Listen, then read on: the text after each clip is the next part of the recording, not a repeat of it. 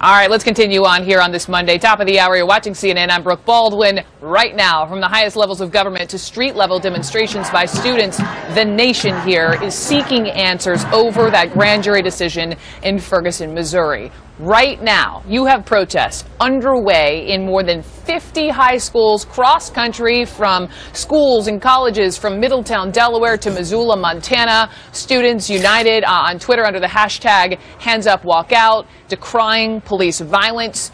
This group here that you're looking at, a photo from the Black Student Alliance at Yale University in New Haven, Connecticut.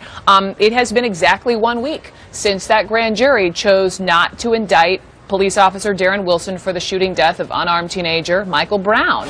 And at this minute here, I can tell you that President Barack Obama is scheduled to be sitting in a meeting with law enforcement and community leaders to talk specifically about Ferguson and perhaps some changes moving ahead.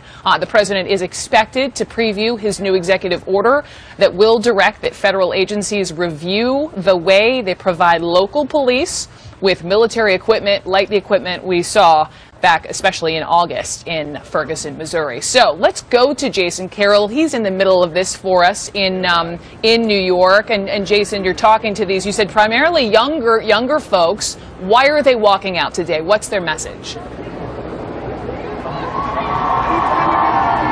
Well, they want to draw attention to Michael Brown. They also want to draw attention to the idea of police brutality, excessive force. They started at Union Square, some 40 blocks from where we are now, marched up on the sidewalks right here to Times Square, a couple hundred of them gathering. They just had a moment of silence just a short while ago. As you can see here now, they've gathered here. This is where they intend to stay, at least for now.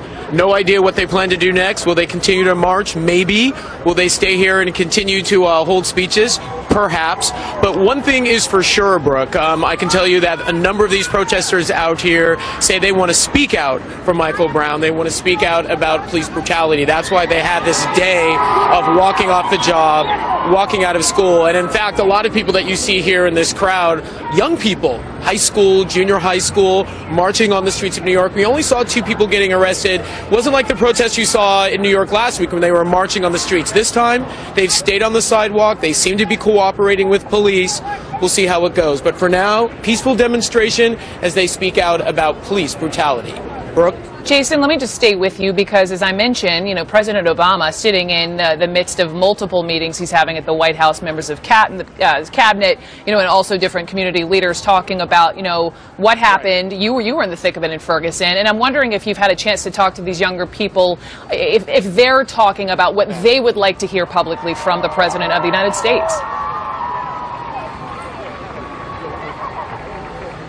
Well, I think they want to see more action. I think a lot of these people are tired of words. What they're looking for is action. Action in terms of changing the laws, making police departments, having more African-American representation or Latino representation in police departments. I think at this point, at least from what I'm hearing, not just here in New York, but also in Ferguson, they're tired of the words. They want to see action. Brooke? All right, Jason Carroll in New York. Jason, thank you very much.